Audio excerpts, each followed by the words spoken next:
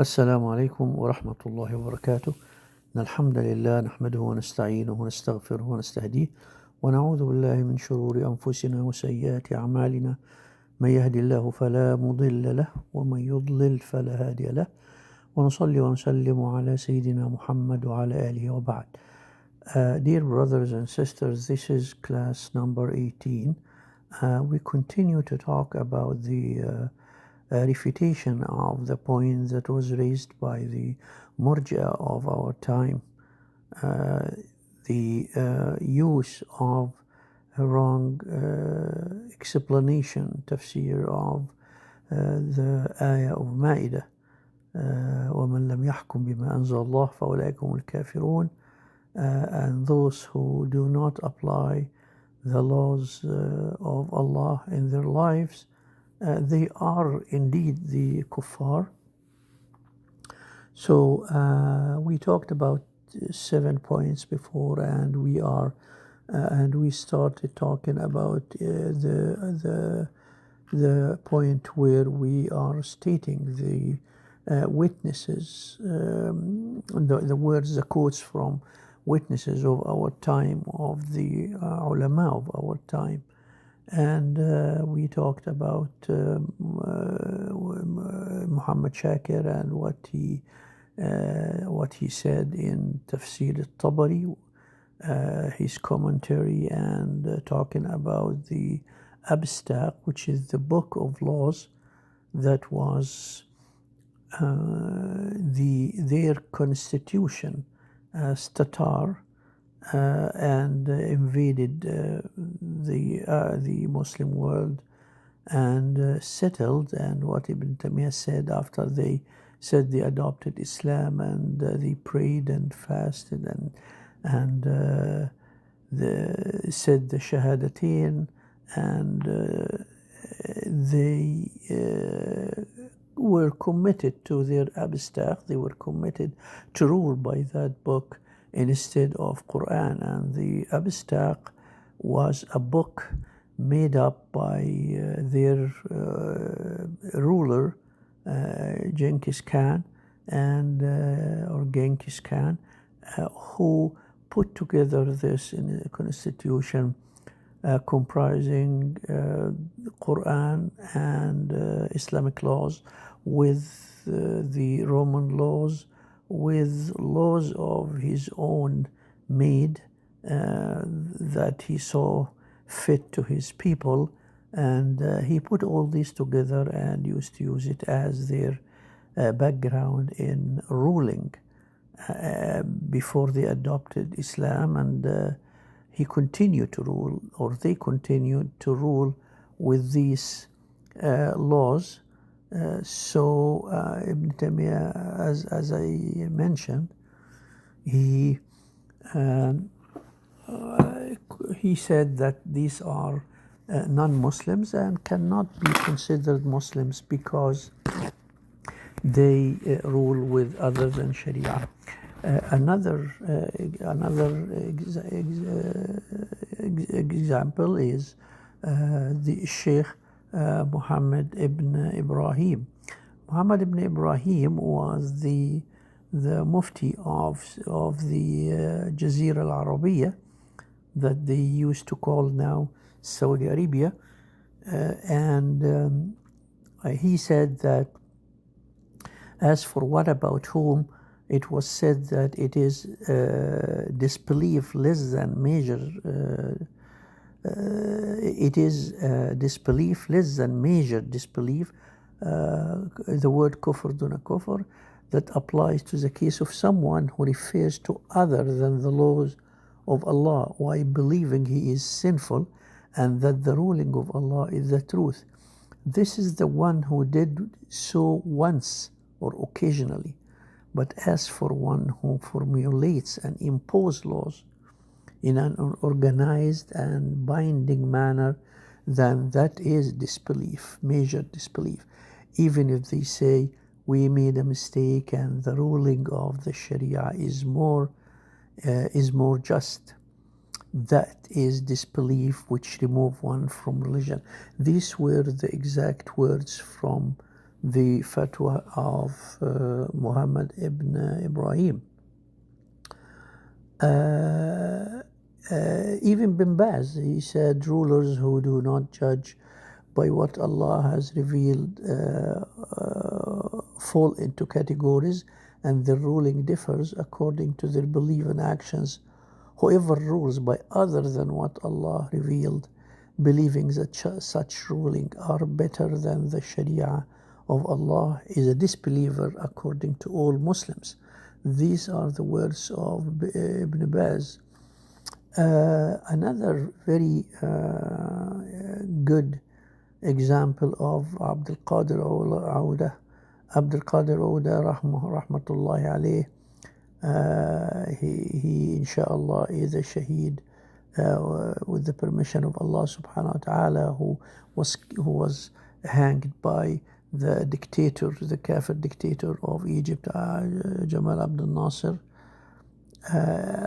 He actually was a big lawyer and a figure of the of Egypt in that matter, in constitutional and law, and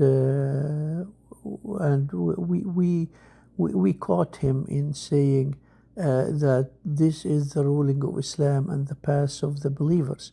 We are living in a time where evil is widespread and most people are corrupt. Individuals do not forbid the evil they commit, nor do they enjoy the good they have abandoned. Both rulers and individuals disobey Allah and make lawful what He has prohibited. Governments enact laws that force Muslims into disbelief and turns them away from Islam. Every Muslim must fulfill his duty in these critical times. It is the obligation of every Muslim to oppose the man-made laws that contradict Islam and oppose the governments and rulers who enact or protect them or protect the systems that oppose Islam. The only people who in fact were promoting and saying that this way of ruling is only a sin and is not a major disbelief, where the no, because Abdul Qadir Auda was of the first phase of Ikhwan. As I mentioned before, Ikhwan Muslimun were three phases. This was Abdul Qadir Auda was one of the first phase at the time of Hassan al-Banna. He was like born in the 20s and or the first decade of the 20th centuries, probably in the age of Sayyid Qutb and this group of people. So he belongs to this phase where it was clear to them, even if they participated somehow in the political system of that time, but the political system was not up to the 50s, was not clear, a clear cut to kufr like what happened afterwards. It was still formulating, it was still turning into that, and they were saying, no, you cannot do that, and they stood against it. While in the second phase of Ikhwan, it was the phase where the irja, the movement of irja was put into theory, complete theory. There was no participation in anything, because the second phase was all Ikhwan were all in prison, so there was no real participation in anything. But it was the time where the theory of irja, of ikhwan, was put into theory, into books, and formulated to be adopted by the people of the third phase, which started in the late 70s with the new wave of Assam al-Aryan and Abdul Menem Abdul Fattah and Al-Katatani and all this group of people who were leaders in the university movement or groups at that time, and then they raised to being the leaders of Ikhwan in the Arab Spring in the beginning of the second decade of the 21st century. So Ikhwan were the source of this extremist of irja. So what I'm saying is the Ikhwan al-Muslimun and al-Madakhil as extreme of al-Ikhwan, and al-Ikhwan are extreme of the Murjiah of the sect of Murjiah. The old Murjiah, al-Ikhwan now are extreme of them. They are mutatarrifun. Because the Murji'ah normally for the last 13th century they never said that the ruler with other than Sharia is Muslim. Never, it never happened. So they are extreme of irja, and this saying can have very bad consequence on their aqidah. And then the ruler of the Madakhila took it even further, like big names like Al-Qaradawi, Ikhwan al-Muslimin, Qaradawi. Yusuf al-Qaradawi is one of the people who actually supported this thing, and although he was treated like so badly, but this is their aqidah. This is how they feel. He never said of kufr of any of these hukam that actually did all that to him, and it depends on the personality itself, because Qaradawi himself he spent most of his active life supporting the trying to create understanding with the Rawafid, and they are okay and we can live with them and we have to coincide with them and stuff like that, until later in his life, like 2 years, few years, 5, 6, 8 years before he died, he started to realize that this is completely wrong, and then he dissed them and he said they are kuffar and stuff later. And he was a Qaradawi when he was saying that. So it is also the personality,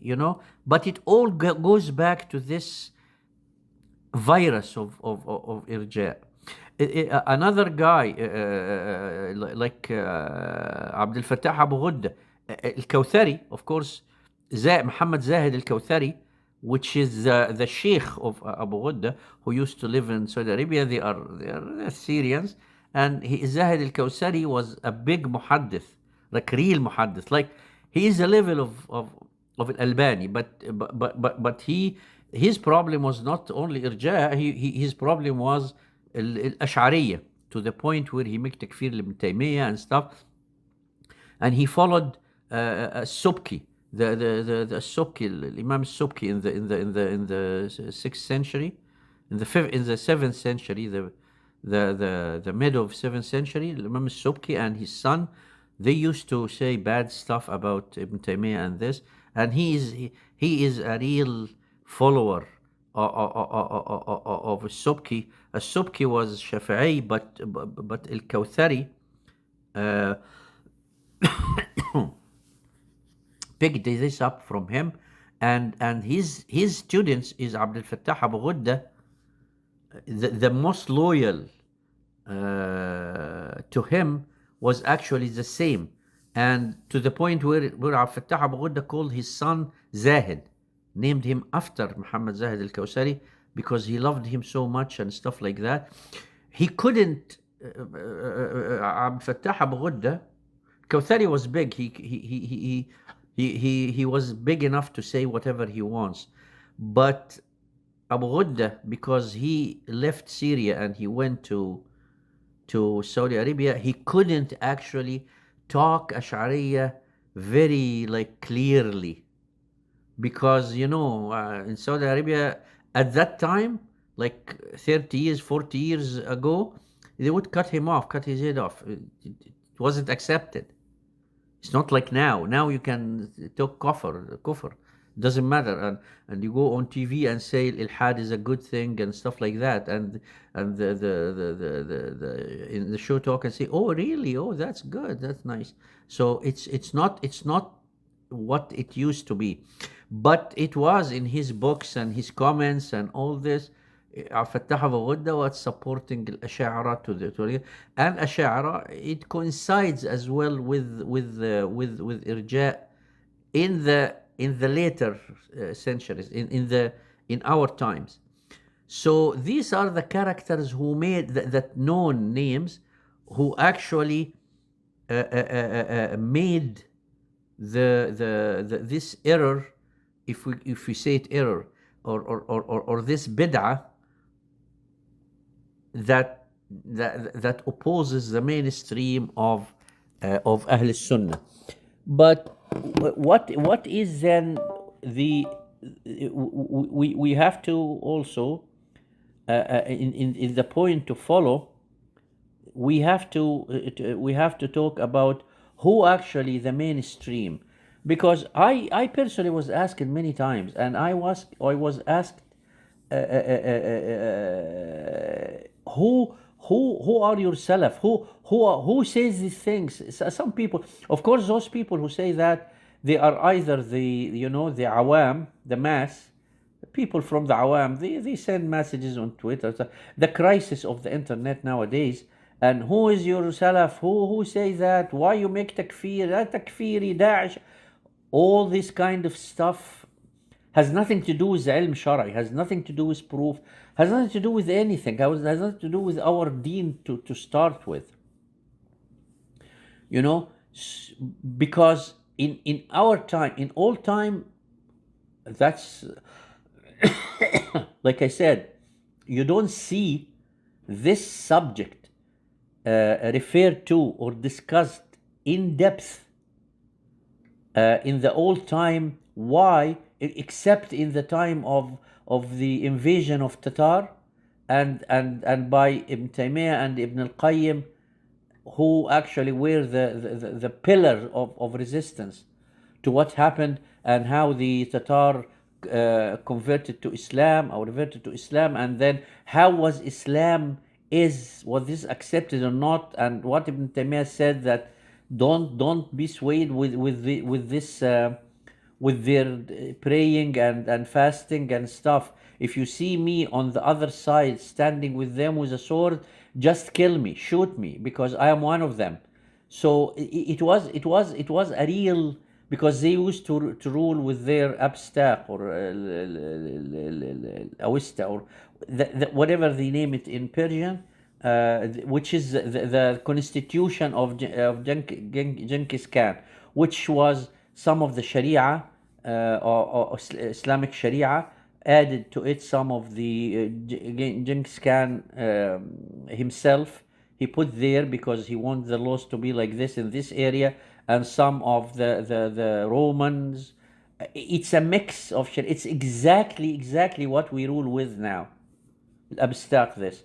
So Ibn Taymiyyah said those are kuffar, those are not Muslim. Don't look at their prayer, and just deal with them as kuffar. Of course, the Tatar, they settled after that. After they were defeated, they settled, and they were mainly in the in the area of the south of Russia, mainly southwest of Russia, and in Crimea and all these places where they homed themselves in these areas. And there are like the Tatar of Crimea. they are very Sunni. I met many of them, and they are mujahideen, and they are very good people.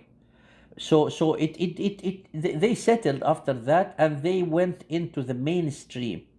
Some of them didn't, like in Kazakhstan or this or that, but like any madhab Ahl Sunnah people, followers, some of them they were okay, some of them they were, they became good Muslims, some of them just Muslims, and some of them went astray. So, but at the time of Taymiyyah, it was the only time where this issue was addressed. After that, after even 1 century, nobody talked about this anymore because it went back to normal. So, because people say, where did you get this? I say, there is, or not me only, all this we say, look, we go back to Kitab and Sunnah, and we go back to the time of Ibn Taymiyyah, where this manat, where this reality happens. You want me to go back to the time of Harun al-Rashid, al-Mansur, or Abd al-Malik ibn Marwan, where the Muslims were the head, the kings and emperors of the whole world, controlling and ruling with Sharia 100%. Who is going to talk about this? Nobody. It's unimaginable even. So there are a huge train of loaded with Ahl Sunnah wal Jama'ah coming from the main our main the main imams of Ahl Sunnah from the time of Ibn Abbas. His other sayings of Ibn Abbas and tafsir, and then the الأئمة المذاهب, and then after that you see all the big huge names: الحافظ اللالكائي, البربهاري, الإمام البغوي. They have saying about that 100%.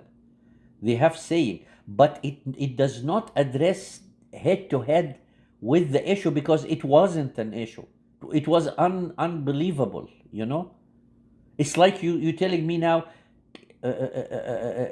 how where do I find in the speeches of Ahl Sunnah how what I'm going to do with my head of staff of the White House, because I'm now the head of the White House. How I'm going to deal with the head of staff? What is this? It doesn't mean anything. It wasn't a problem for them.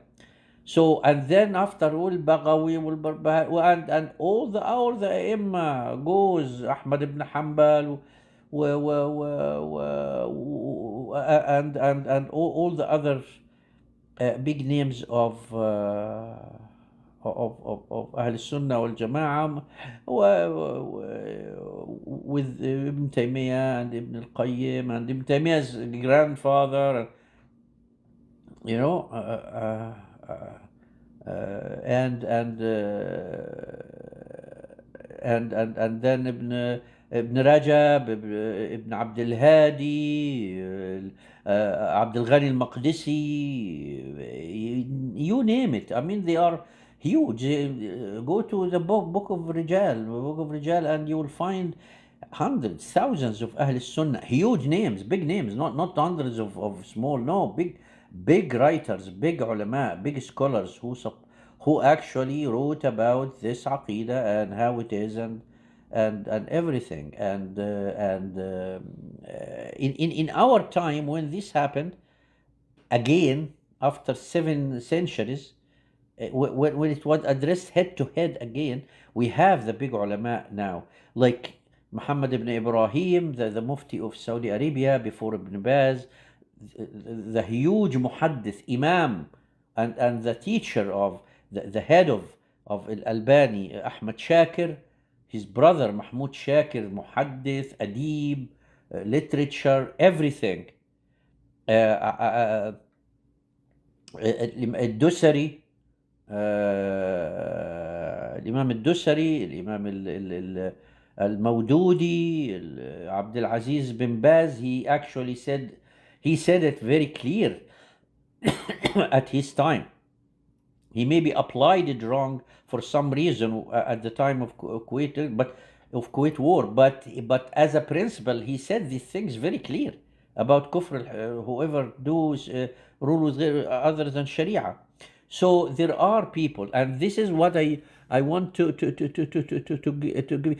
Even within Ikhwan Muslimun, there were at the time of the time Ikhwan Muslimun didn't actually left the path of the path of Ahl Sunnah wal Jama'ah, starting with Hassan al-Banna. It started with a very little angle because of the concept that al-Banna built it on, which is everything within the realm of Ahl Sunnah, including some of the Sufiya, including we have to group with all these. This was his mistake. This is the angle, a little angle from the direction of Ahl Sunnah, which made him after 20, 30, 40 years, the angle, it became more, the more separated to two direction, and they left the direction of Ahl Sunnah completely, and they become, but not right away. It was very little in the beginning. At the time of after al-Banna was assassinated in 47, three years after, 4 years after, there was this movement of 1952 coup of Gamal Abdel Nasser, La'natullahi alayh, the dictator, the Tawheed, and there was a huge big clash with him and with the movement of al-Ikhwan. So although al-Ikhwan helped him to from 51 to 52, they were his best friends, and they helped him, and they made people follow him, because al-Ikhwan at the time, they were huge. I mean, who could deny? Al-Hassan al-Banna, they said he at his time, he can get 100,000, which is a very big number, 100,000 listener to gather in the streets to listen to him within 10 minutes.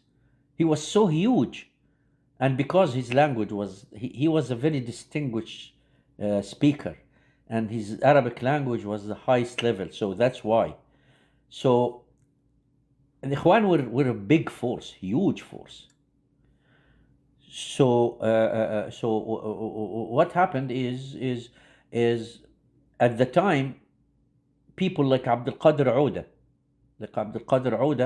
which was a judge at the course. He was one of the most distinguished judges in Egypt, and he was a member of Al-Ikhwan at the time, and he was like one of the close students of Hassan al-Banna and stuff, and he was one of the leaders.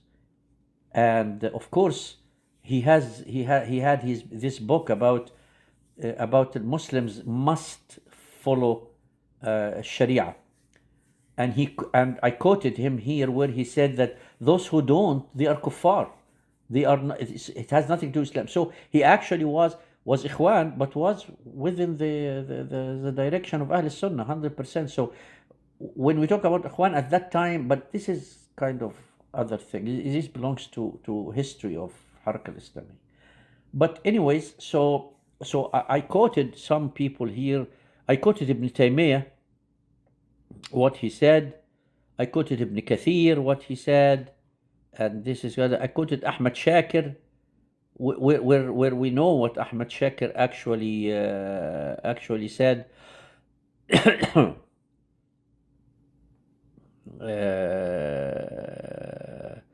Where he said the matter of these man-made laws is as clear as the sun. They are manifest disbelief with no ambiguity or doubt. No one who affiliates with Islam, whoever they may be, has any excuse for implementing them, submitting to them, or approving them. Let every person beware for himself. Every soul is a guardian over itself. كل نفس بما كسبت رهينة. So,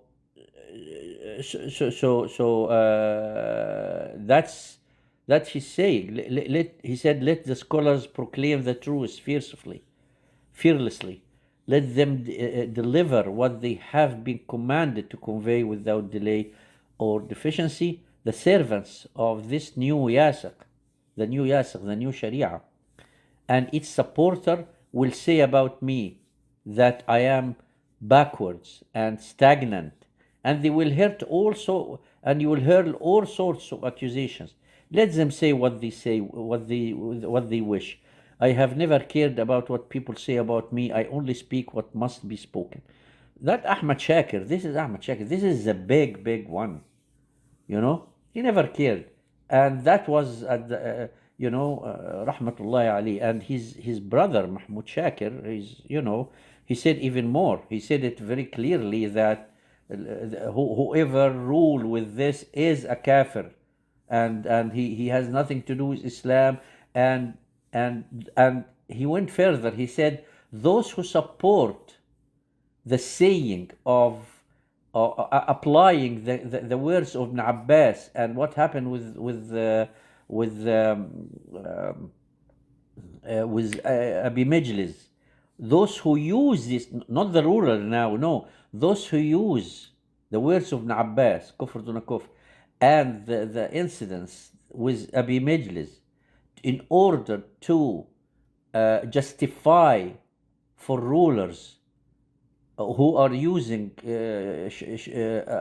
man-made laws and make them still within Islam, they have to be istitaba. You make istitaba like the ikhwan. You make istitaba them. Either they mustatab or they become murtad. He is talking about not the hukam. He's talking about the people who uses this excuses. So Mahmoud Shakir was a jabal, and you know that he was present for some time at the time of Abdul Nasser. Then he went out, and he was like he contains himself in the literature writing after that, because he was an old man. He can't face these things, but he said what he had to say. And it's all in Tafsir al-Tabari with Ahmad Shakir and Mahmoud Shakir commentary. Muhammad ibn Ibrahim, the Mufti of Saudi Arabia, before Bin Baz, he said, "As for the one about whom it was said that it is disbelief less than major disbelief, kufr duna kufr, that applies to the case of someone who refers to other than the law of Allah while believing it is a sinful, that is ruling of Allah is the truth. This is one who did so once. It's not a one who set it as a law. This is one who did so once or occasionally. But as for the one who formulate and imposes laws in an organized and binding manner, then that is disbelief." I mean, that's very clear. Even if they say we made a mistake and the ruling of Sharia is more just, that is disbelief which remove one from religion. That's what Muhammad ibn Ibrahim said, rahmatullahi alayh. This is what we are talking about. And I told you about Abdul Qadir Ouda, what he said about that these rules, these laws are completely batil and completely unaccepted and all that. So having said that, we are going to move to the second part, which is al-wala wal-bara. And inshallah we will continue in the next lesson if Allah will. And assalamu alaikum wa rahmatullahi wa barakatuh.